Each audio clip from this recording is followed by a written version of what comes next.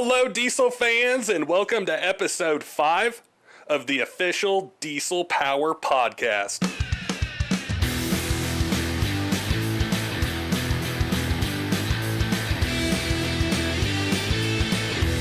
There are only a handful of companies who have been around since Diesel Performance was born. These guys have done it all, from daily driving transmissions and custom billet parts to rebuild kits and race setups for Dodge, Ford, and GM. Our guest today is Andrew Murdock from Suncoast. Not only does he know a ton about Suncoast parts, but he drives a nasty LB7. Sit back, relax, and let's learn more about Suncoast and how he built his Duramax. Thanks for sitting down with us, chatting today about Suncoast and yourself and your truck and everything. We definitely appreciate you coming on the podcast. Yeah, dude, my pleasure. I've really enjoyed actually listening to some of the people that you've had on so far.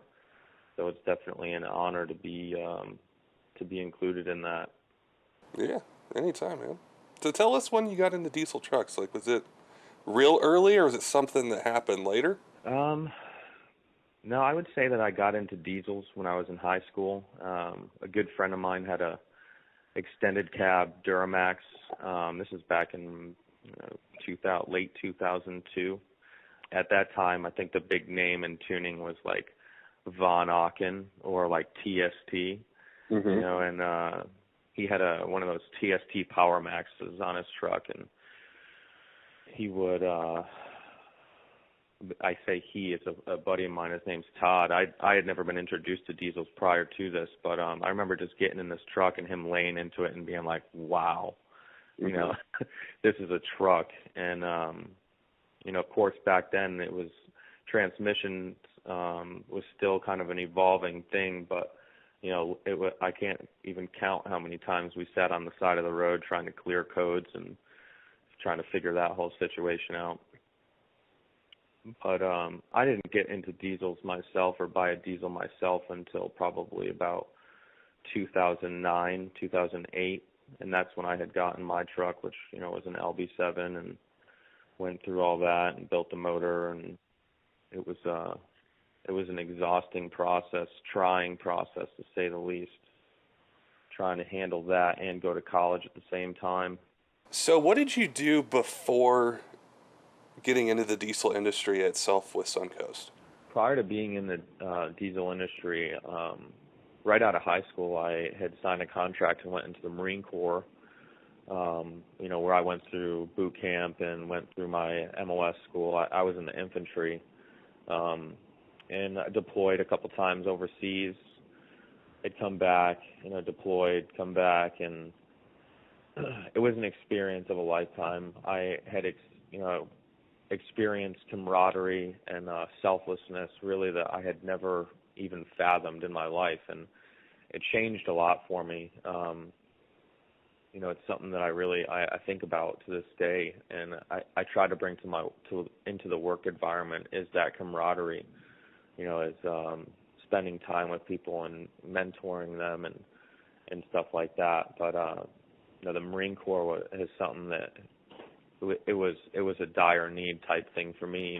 When I was in high school and when I was in school, I was really just uninterested in it. It didn't hold my attention. It wasn't something that I really cared about, and it really reflected in my grades and all that kind of stuff. And when I went into the military and when I went into the Marine Corps, it really changed a lot for me.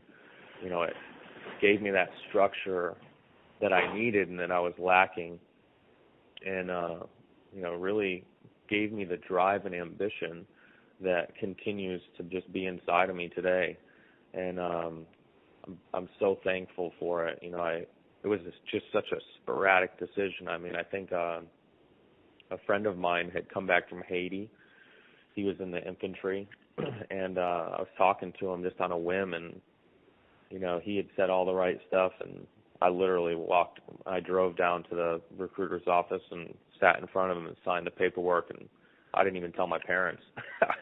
It was crazy because it was, we were starting to really get serious into OIF, and everything that was going on in Fallujah, and it was a really crazy time to be, enlisting in the military. And obviously, when I told my parents, they're obviously thinking worst case scenario, and they didn't want me to do it. And, they don't understand that, I already signed the contract and, I was property of the government. But I'm glad that I did it. It's really turned me into the person that I am today. And I really, I'll never forget it, and anybody who is in the military, that is thinking about getting out, and I would just, my suggestion is that you really, really, really plan what you're doing, and you execute it, to a T, because, when you're in there, when you're in the military, and you're going through hard times, and, it's easy to think about how good life could be on the outside. And when you get out there, if you don't have a plan, it's tough, because people don't owe you anything. And, you'd be surprised. There's a lot of, veteran-friendly businesses in the world, but there's also a lot of people that, that really doesn't, they want to know if you got work ethic. They want to know if you're going to be dedicated. They want to know if you're going to show up on time. And when you're going through some stuff mentally, it might not be your fault that you're not performing that stuff properly. And it's just important that when people decide to get out of the military, that they have all their I's dotted and all their T's crossed, and they have a very, very, very solid plan, because it's not easy, and you got to have the ambition, like I mean, it's you have to have that drive to continue to want to better yourself and do more, and just be generally, the person that your parents wanted you to be when you were born. Just a good, solid person, somebody that works hard, and treats people with respect. And that's really what the military instilled in me, is respecting people and really treating people like the way that I want to be treated. And it's kind of helped me mentally progress in business, because there's a lot of times that people will call me up and I'll hear something that's just off the wall bonkers, and I got to kind of sit back and say, well, it's my duty to to educate this person and change their mindset to the correct way, and it's been challenging. It's something that I think about to this day, and obviously, I continue to maintain that open communication with a lot of my buddies that I was in with, because we went through a lot, and I'm proud to be a part of the diesel community, because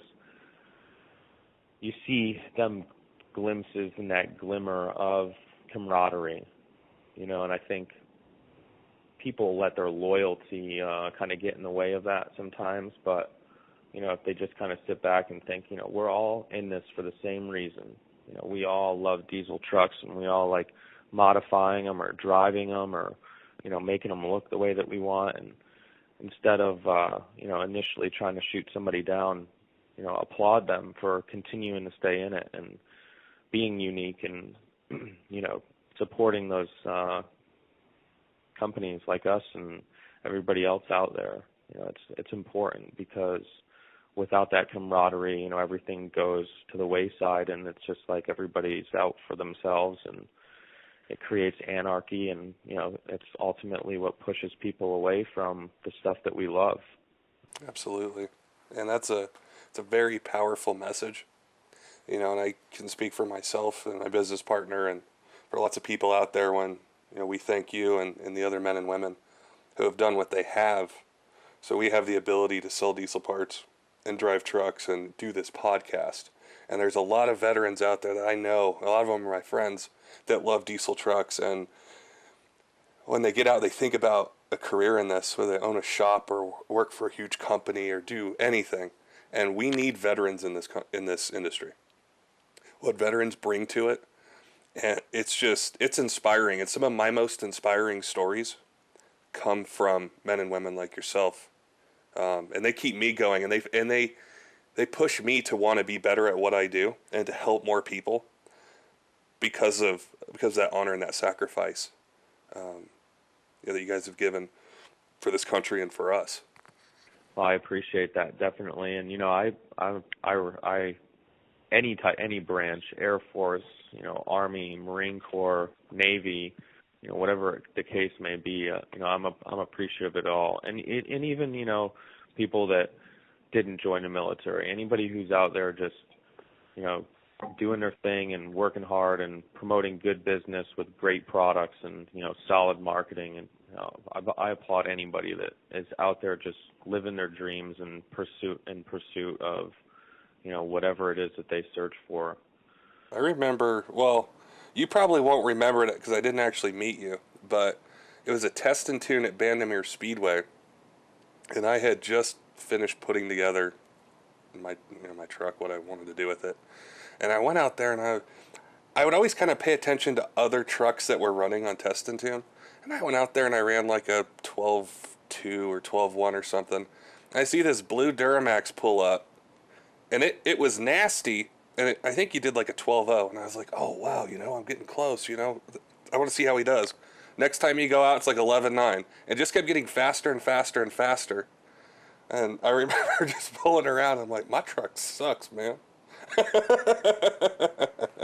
That was like one of the first times I had been to Bandimere, and that place is an experience to say the least. But yeah, you're right. I mean, I had just gotten that thing together with the help of some people, and I was trying to get used to it. Just trying to get a feel for the truck and see what it was doing, and just kind of get the launch down and see what kind of changes need to be made. And it was Bandimere is awesome.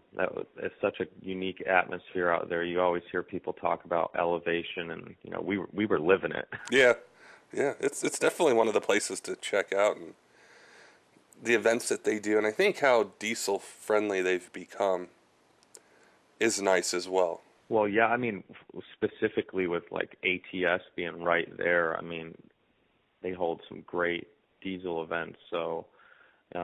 They've brought a lot of interested people to the table out there. Normally, that probably wouldn't go. That's definitely true.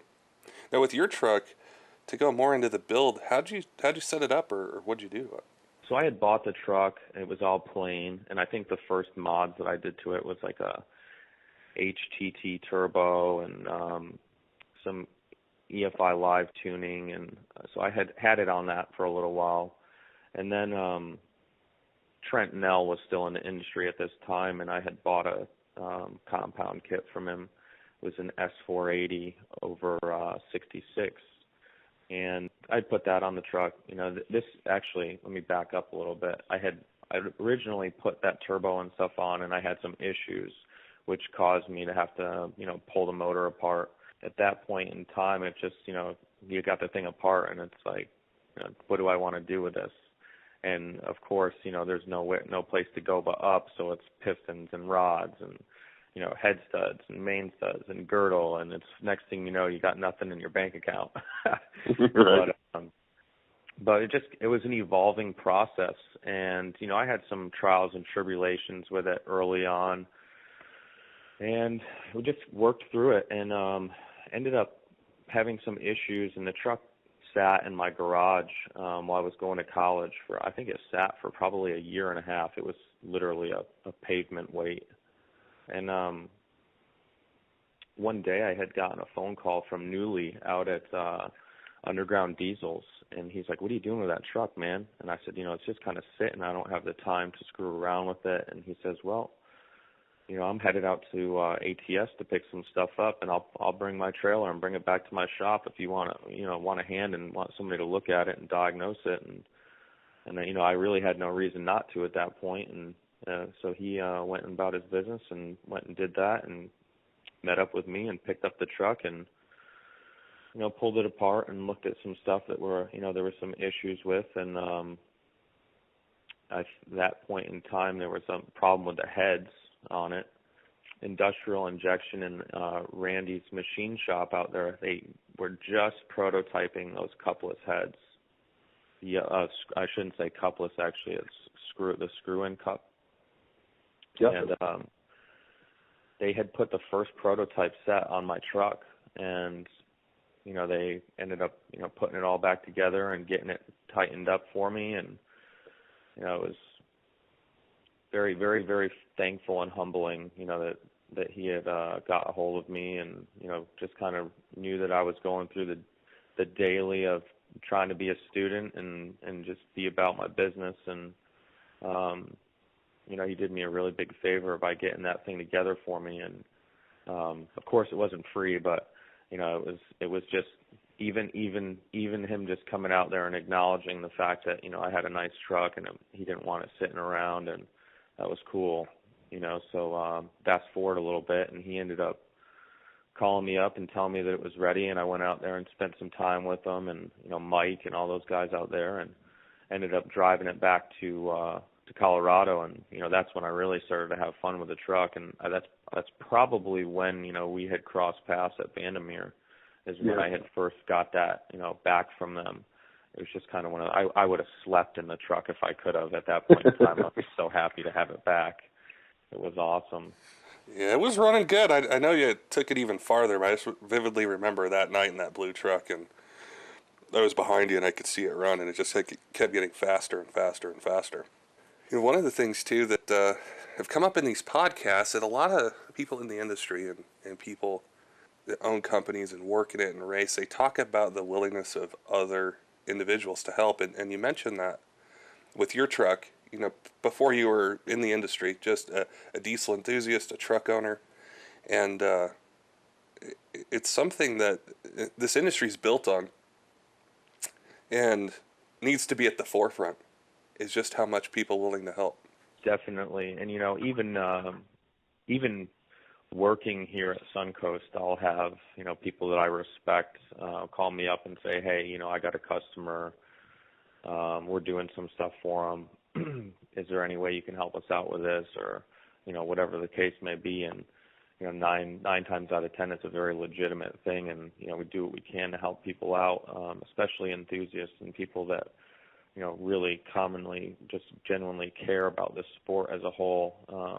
Because there's some people that get into this, it's a father-son type thing. It's an individual basis type thing. And it's good for us as manufacturers and people in this industry that can provide help to people like that, that might not necessarily be able to, get those services right off the bat. It's always humbling to be able to help people out. And, I know that, looking back on those situations, I'm very thankful at this point in time, and I was then too. I was talking to people like Dimitri before I really even knew who he was, and now I talk to him like every day as, work and just friends in general. But, yeah, it's very, very humbling. That's one thing that I'm really happy to be in this industry as a whole, because you got people like, Levon and Ryan Milliken, and even the people that I work for, like Ron Wolverton, and all these guys are just, they really do have hearts of gold, on the side of, running a business and getting a business going. And it's nice to be involved with people like that, for sure. Absolutely. So what's it like working for Suncoast? I mean, Suncoast is one of the oldest names in diesel performance and the transmission world, and everyone knows who Suncoast is, but what's it like being there every day at the heart of it? Obviously, as an enthusiast, I'd known about Suncoast long before having a job here. And I got to say, it's really, really surreal to be an employee here.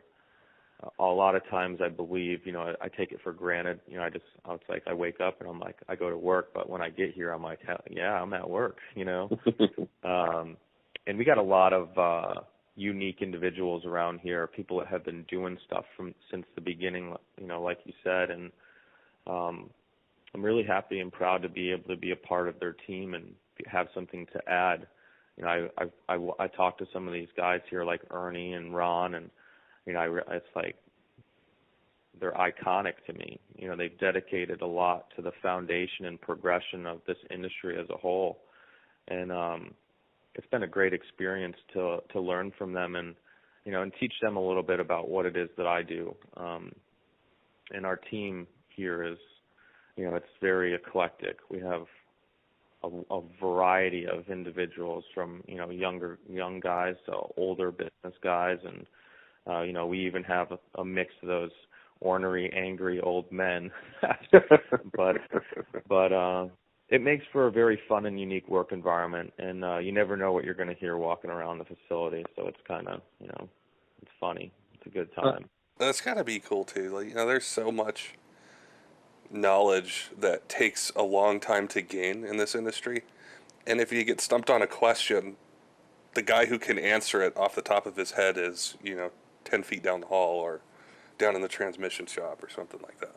The crazy thing for me has been, I remember as an enthusiast calling up places like this and asking the questions, and now, not necessarily right now, but prior to in the position that I'm in right now, I've been the one picking up the phone and answering those questions and giving them those answers, and it's like, flashback. Oh yeah, it's crazy. It's something, like you said, that's very surreal. To be on one side, of the industry, be an enthusiast truck owner, and then be working for a manufacturer and talking with other people. Yeah, you never know what's going to come across the phone. It's anywhere from just frequently asked questions to, there every once in a while there's that stumper that you got to throw somebody on hold and walk down in the transmission shop and ask the guys, am I getting this right? Do I really understand this? So what do you do for Suncoast? So right now I'm the director of marketing and advertising. I also handle the large-scale accounts such as dealer development, our authorized dealer program, and it's been fun. It's been a change. When I had initially started working here, I was working in sales, and I was picking up the phone, and I was an order taker 75% of the time, and the rest of the time I was cold calling people and trying to see what I could make happen. And it was good because I established some really good accounts. I had made some really good relationships with people that I had prior to working at Suncoast, but people that I respected, that I knew about, and developed these relationships with them. And just that really wasn't what I wanted to do, though. When I was living out in Colorado, I was going to school for graphic design and marketing, and that's really my passion, is visual communication, and grabbing somebody's eye and drawing them in, and that's what I've basically been tasked to do at this point, which has been really fun, and it's been stressful at the same time, because how do you take the image of a company like Suncoast and make it better, and that's the task that I've had, and it's been challenging, and it's been fun.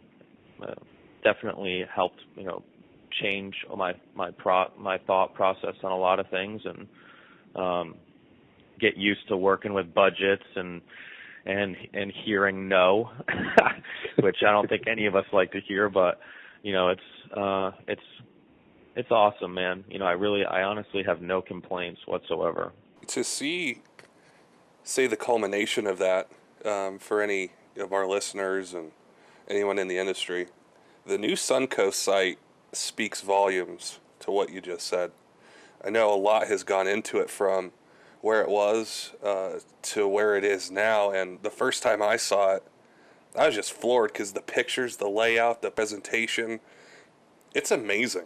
Yeah, it was coming from what we had to where we're at. I mean, I feel like we're light years ahead of the game, and I can't take all the credit for it, because I do have a really good friend and who's a mentor to me.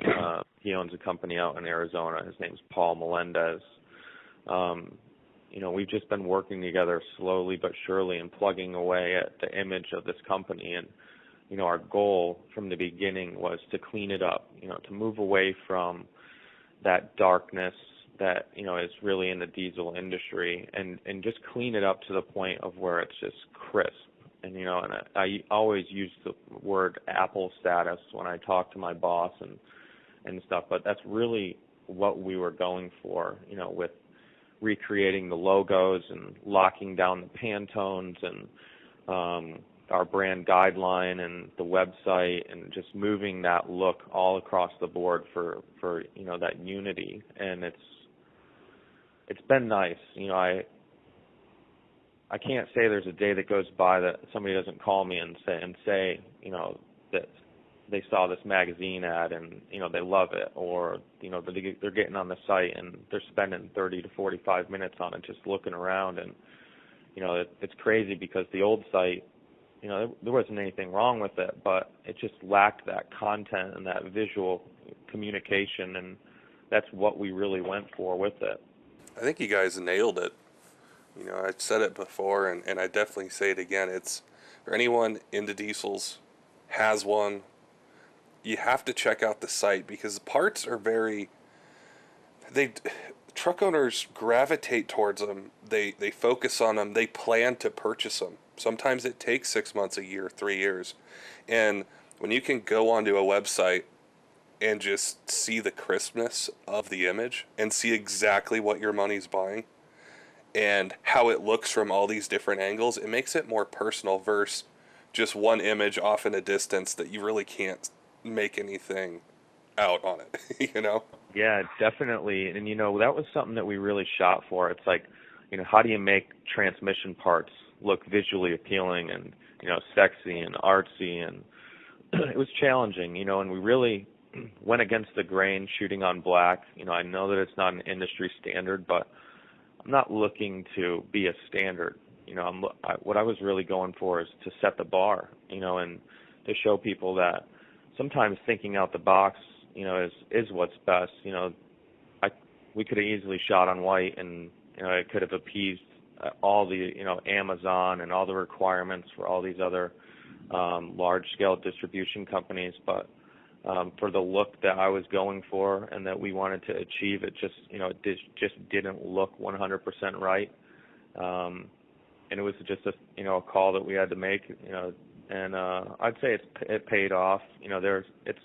I deal with it, a little bit when we get inquiries about putting the product on other people's websites and asking if we have it in white, and but this is it, and that's the look that we went for, and that's how we want the company to be viewed as unique. It's very interesting you say that because I was having a conversation with Michelle, who's my business partner, and she does basically what you do. So when we built Street Diesel Power, that whole site is her. I'm just the person moving things around. And I said, when we got to this point of building these Suncoast products into our site, everything else has a white background, and Suncoast has a black background. And I'm like, yeah, white would blend in, but look how amazing the pictures are. Like, it's different, and it pulls your eye to it when you're on a website. And the quality of the picture and the detail, I was like, I get it. I get what they were doing. The website, it's still an evolving thing. I still have a plethora of ideas for it, and I still need to get a lot of product photography taken and more content. As well as I do, the websites thrive off content. Yeah. And that's something that we really lacked for a long time, and it's something that I'm really trying to help change. We're really trying to get that out there because I understand that the people selling the product, they need that. They need that information. They need that little extra boost to try to drive the sale. And when people are just relying on straight up picture, it makes it a little harder. And the other thing is that they need to get educated on the stuff as well. So getting that marketing, that propaganda out there that has that info for these people, that's the driving force behind all this, is just that, getting my guys downstairs in the sales office, to stop answering those frequently asked questions 20 to 30 times a day, and get that content on the website so people can see it and say, okay, well, here's the answer I was looking for, and this is the part that I was looking for, and it was easy for me to find, and therefore I am going to get it. That's an excellent point because it can sometimes save phone calls, and especially for, say, a large company like Suncoast where the phone rings off the hook all day, is when you can go on a website and see or get an answer or learn more about it. It educates not only the dealers but also the consumers as well, so they know what comes in these packages or with this rebuild kit or what this converter has in it, and that's what I think the industry's thirsty for. And I think one reason these podcasts have taken off so much is because of the content from people like yourself and Levon Miller and all these other guys. That's what people want, and it's just not quite there in other platforms yet. Yeah, and the other thing is that you got to look at the diesel industry and everything that we have. Like, I look at my website as it's like an infant. I say it's in its infancy, and I need to feed it content, and I need to feed it the pictures and everything that it needs to grow and be successful. And that's just like the diesel industry. We all play our part. And it's our duty to continue to do right, do good business, create quality parts and innovation, and get that out to the people that that need it, and that's the end user. 100%. I've seen some things on the Suncoast Facebook page and around the internet that have really interested me. And you guys just recently moved into a new building, right? Yeah, we did. So Suncoast was in the same building since it was basically founded. And, it served its purpose for many, many years, and a lot of innovations and a lot of great products and have came out of that facility. And, it's just like with everything. If you have a business and you're doing good business and you got great customers and people that work, the plan comes together, and eventually, you're able to move on up. And we got to the point where our demand far outweighed, what we could supply, and it started to be, a little bit of an issue, and we noticed that, and we took the proper steps and precautions to move forward and be able to supply that demand in a timely manner, and that just happened to be, getting some more square footage and getting into a newer facility, getting more organized, more communication with our employees, and it's helping. I'm not going to say that it's 100% there, because everything's growing, and we're all still learning, and we're trying to change the culture of this company, as just like the diesel industry is changing, and it's really helped us out. We're in our old building, we were like sardines in a can. You really couldn't turn around or move without having to move something, and it became counterproductive for employees, and it really hurt us. With this new building, one of the things that we really thrived and looked for was organization. We want people to be able to go to a specific area where they know parts are, exactly what they're looking for, and find it, and not have to look, 10 or 20 minutes for, some valve body bolts, or, some valves, or, some stator, whatever the case may be. It's the organization thing has really helped us out. We're all kind of spread out a little bit. We set up our departments. We got our sales guys, and we got our transmission shop, and we got our cut open and core area, and our converter shop, and then our machine shop. And I think the biggest thing that's really helped us is, the machine shop, being able to get on a schedule, being able to get those larger production runs for those parts. And that's helped us out a lot, because obviously, we can't supply the demand without having the parts. And for a company like us that, we're making as much as we possibly can, it's imperative that we're able to produce, and that we're on top of, ordering our raw materials, and our sales guys are being vocal with our machine shop and our builders of, how many inquiries we're getting, and, how often we're turning those inquiries into leads, and it's really helped a lot across the board, and I really, really encourage anybody who is an enthusiast, regardless of, what brands they're loyal to or what they're using, to stop into some of these facilities and see, truly what kind of hard work and effort goes into making these products for them, because, it seems like an easy task, but I mean, as well as I do, it's a very, very tall order, and people are spending good money, and we all want to make sure that we're producing the best quality product that we can, so they feel like they had a great experience and that they got what they paid for.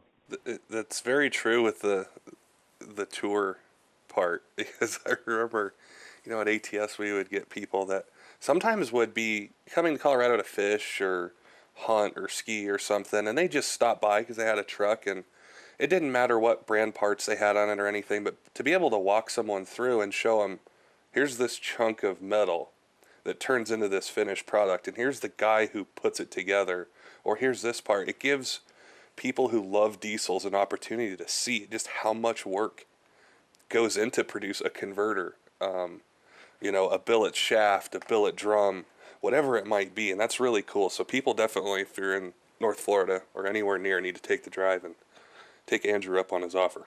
Yeah, I encourage it. I'm really proud of this facility and the people here that work, and everybody's very friendly. And at the old place, it really wasn't an area where we could give a lot of tours because there wasn't room. And I hate to say that it wasn't impressive, because it was, but now I think that when people think of Suncoast, and if they came to this building, they would say, okay, yeah, this is definitely Suncoast. For those of us that live in snowy climates, it's a great excuse to go someplace warm with palm trees near the ocean. Definitely. As far as some of the Suncoast parts, we've got a lot of questions, and people have submitted them, and ones I'm curious about. One of them is clutches, and you guys do a lot with custom clutch setups. How much work and time and effort goes into developing something new like that for any transmission? Not one in particular, but just these proprietary clutch sets. Yeah, it's a lot. It's not as simple as saying, hey, I want this pattern, let's try this material, and let's see where it goes. It's more along the lines of, this is our market, this is our target market. We're seeing, some unusual failures in this portion. What do we have to do to change that? And with us, we kind of, as far as our proprietary clutches go, we went against the grain early. We started to get into playing around with, patterns that retain oil and help promote cooling and stuff like that. And, sometimes when you're putting out innovations and products like that, people aren't as susceptible as you want. You have a lot of failures and stuff like that too. And, everything's evolving. We definitely have had our fair share of failures, but I would like to think at this point in time, we've pretty much wrapped that kind of stuff up and continue to dial the product in. But we're always playing around with patterns to move oil, promote oil, cooling, retain it, and one of the things we've really been playing around with lately is coatings, as far as steels go, and different types of metals and all that kind of stuff, because what once was 4 years ago might not be applicable for the situations of today, and the parts and everything need to be evolving, just like the tuning is, and just like the trucks, and just like the horsepower and power curve, in general. We need to continue to work and dial in on these products, because we can't just sit around and say, oh, it's good enough, because there's always going to be that one guy that's pushing the envelope, and, they're going to be breaking stuff and burning stuff up, and, they want that, that go-to. And that's the driving force behind what we have, is just to be unique, to think outside the box, and to just continue to explore, new types of ways to do things. And that's pretty much with any manufacturer, I would say. But with us, it's more of a priority, I guess you could say. Just with everything else, with the marketing and the facility and everything, we're evolving, and we're just trying to keep the products evolving too.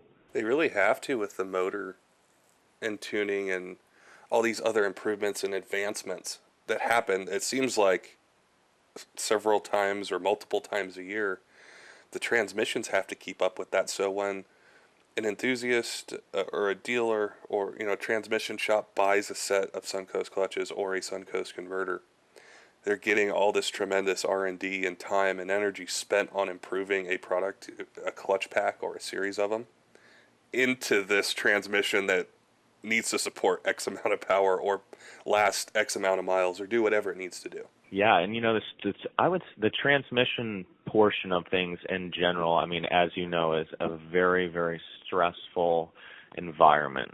Mm-hmm. Nobody wants to be on the receiving end of, somebody who spent, $5,000 to $10,000 on something and had a failure. So, we take it upon ourselves as a manufacturer to make sure that, we take every step possible to make sure that we are eliminating, the possibilities of things like that happen. Obviously we're always going to have catastrophic failures and little things like that, but we do what we can to try to reduce that rate. Absolutely. And transmissions are they're like life. There's always going to be a failure or something to overcome. But it's about preparation for that, and then if it happens, how it's handled. A prime example is, look at the 68 RFE. It has the potential to be a great transmission. When they're right, they're right. But there's a lot of problems associated with them. And us, as well as a lot of other companies, are working very hard to try to eliminate those problems and educate people on, what we're seeing is creating these failures. At one point in time, the Allison had issues too, and now it's looked at as, and regarded as one of the most coveted, reliable built transmissions there is. Our thought process behind everything is that, we'd like to get the 68 there as well, as well as the 6R140 and all these other new AS69, all these transmissions that are coming out.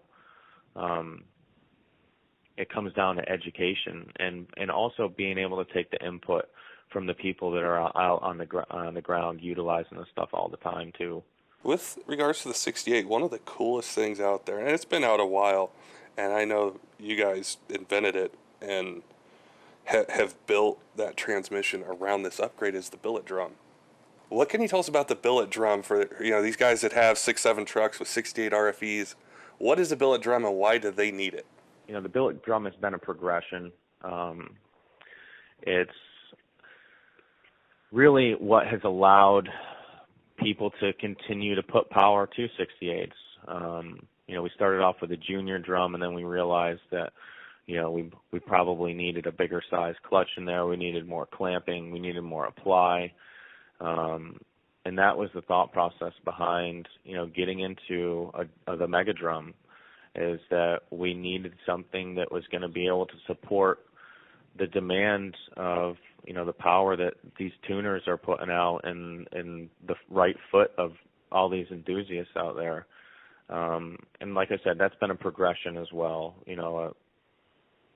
We find out that, we start throwing pressure at things. Steel starts beating up a drum because it's harder than the drum. Okay, well, what's our point of origin at that? How do we fix that? Well, let's see what we can do in hard anodizing. Did that fix the issue? And then we move forward from it. And it's just, it's those tweaks and those dials that allow us to get that progression in that product. And at this point in time, I would consider the 68 to be a pretty solid, viable option for a lot of these guys out there. But, it does have its limitations. If you're a guy that's trying to go really fast and, your goal is to run a 9-second pass, then I would say that the 68 probably isn't the transmission. It's just it's a situational dictates type thing, and I feel like sometimes it's driven by unrealistic expectations of people. And that's really where the content and the experience of the people that are doing this stuff comes into play. I was listening to Levon's podcast, and he was talking about 68 failures and, installations, and I've had a lot of conversations with him about that, and, we found that. I mean, I feel the same way. I think, a lot of people, not a lot of people, but there's individuals that, they get the transmission and they're just so happy to have it. They throw the thing in, and they're just like, they got to understand that, there is a process, and it needs to be followed very meticulously. And if not, issues can occur. And the biggest problem with that has just been, trying to educate people on what they're doing wrong, and without telling them, specifically, hey, you're doing this wrong. Right. But it's key, because especially with that transmission is, you need to have the relearn done. You need to make sure the fluid's truly at full. You need to let it relearn and pick up all these things. And it's hard, and you spend all this time and money, and you want this built transmission, and you get it in to not just go drop the hammer 10 feet out of the shop door. The 68 is just not the transmission to be doing that with. No, not at all. You brought up the 6R140 in the ASIN. There's a ton of questions from people daily on that. What are you guys working on for the 6R140 in the ASINs? So the 6R140, we got some really cool stuff coming out for them. We have the E-clutch dampener that gets rid of the squawk. We just finished wrapping up some prototype torque converters, and I'm proud to say that we are going to have a 6R140 converter very soon. It's going to have a billet cover. It's going to be completely rebuildable. It's got a custom designed piston for increased supply. It's got 4 reaction surfaces versus the factory 2. We've put a lot of hours into extensive stator design, and we have multiple stators options for it, as well as a billet cover. And we're really proud of that, because anybody who knows anything about 6R140s or who's been inside one of those converters knows that was no easy task. I mean, it took a lot of brain power and a lot of research and development and a lot of trial and error. And for us to have something in a truck that is driving and functioning and very efficient and works great is, it's awesome for us. It's just like any time we hit a milestone and we develop something new and innovative. It's, we have to kind of sit back and reflect on, what it took to get there, and we're very proud of it. And our 6R140 is, it's a big, bulky unit. It's huge. Yeah, oh yeah, it dwarf it, and it's got, and I would consider the Allison to be a pretty considerable size transmission, heavy duty, and the 6R140 puts some size on that. So, we also have rebuild kits for them. We got built units, and we're progressing that as it goes, and that'll be a progression, because as people continue to make power, they will find weak links in other areas of the drivetrain, and our goal is to be able to be there for them when that stuff happens, first, because doing industry first is something that we try to pride ourselves on, for sure. And for those ASINs, they get the question, I'm sure you get it a lot, or the guys there at Suncoast, is thinking about a truck, I know I want to do XYZ with it. Should I get one with a 68 or with an ASIN? And the ASIN to date, it offers potential, but it hasn't really been developed like these other transmissions have. But I think that's starting to change. Yeah, the ASIN for us is still in its infancy. We are continuing to do testing on it. We're working with a lot of other industry experts and professionals on it. And there is a demand for it, but we want to continue to just make sure that whatever we put out and whatever we work with people on is applicable for that demand. Awesome. Well, we look forward to seeing what you guys come out with for that. I know a lot of truck owners do too. Yeah. This year has really been a building year for us. We have a lot of new products coming out that we're starting to step back into the gas world, which has been a learning curve for me. We're starting to get a little deeper into our full-blown race program with lock-up turbo 400s and that kind of stuff. So we're looking forward to what this year brings for us. Now, for fans that want to see these new releases, the events you guys will be at, Where's the best place to get information on Suncoast? So I'm honestly really trying to drive people to the website, and I'm making my best conscious effort to have all that content there. I do have a schedule of events that we are scheduled to be at. We'll be at PRI. We'll be at, we'll definitely be at Rudy's and Shides and,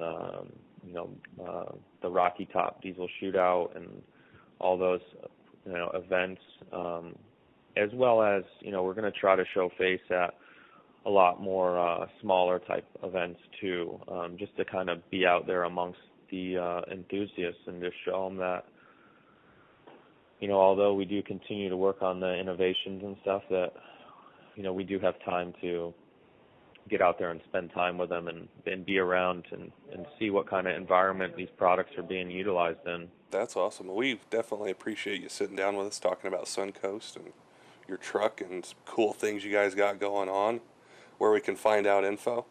Thanks for being on the podcast, Andrew. I appreciate it. Thanks, Patrick.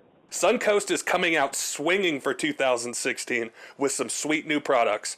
If you have any questions about what was discussed on the podcast, hit us up on Facebook or call us at 888-556-0743.